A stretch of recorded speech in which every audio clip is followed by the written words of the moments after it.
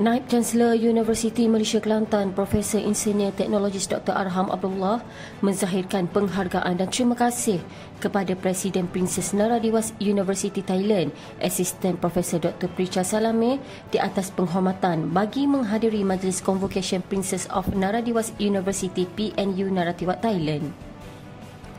Penghormatan diberikan tersebut di atas hubungan dan kerjasama erat antara UMK dan PNU yang telah lama terjalin menerusi perjanjian persefahaman MOU-MOA yang terlaksana sebelum ini.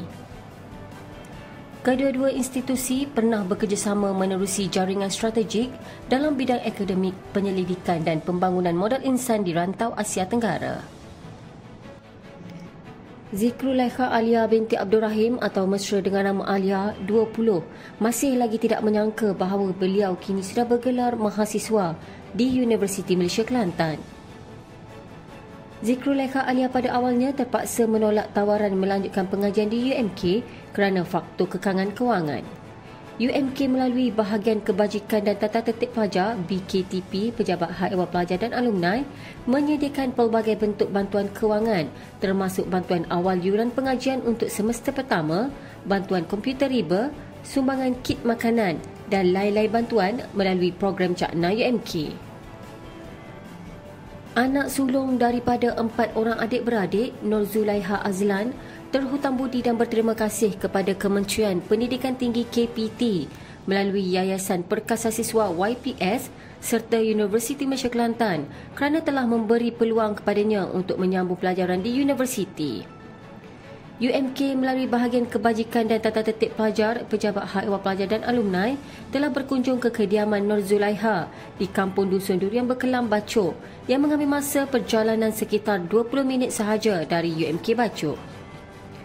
Inisiatif UMK Cakna merupakan program berterusan pihak HEPA UMK dalam menjejak para pelajar dalam keluarga asnaf B40 yang memerlukan bantuan khas untuk mendaftar pengajian di UMK.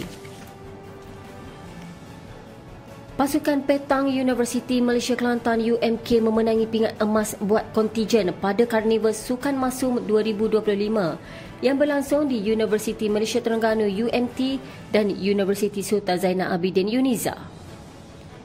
Pingat emas itu diperolehi menerusi acara petang kategori single lelaki yang dimenangi oleh Muhammad Adam Haikal Muhammad Zaki.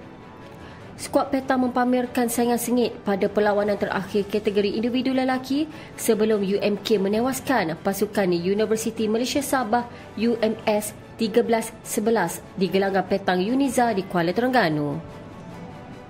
2 pakar akademik UMK telah dilantik sebagai pakar rujuk HEMAT oleh Jabatan Perkhidmatan Awam Negara pada program Bitara Intan Bicara Aspirasi HEMAT di Intan Bukit Kiara, Kuala Lumpur.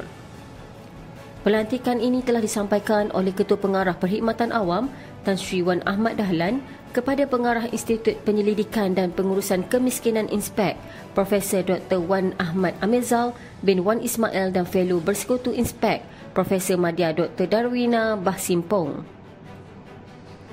Pelantikan kedua-dua pakar rujuk UMK ini sebagai satu penghormatan besar kepada universiti khususnya dalam bidang kepakaran ekonomi untuk kesejahteraan masyarakat.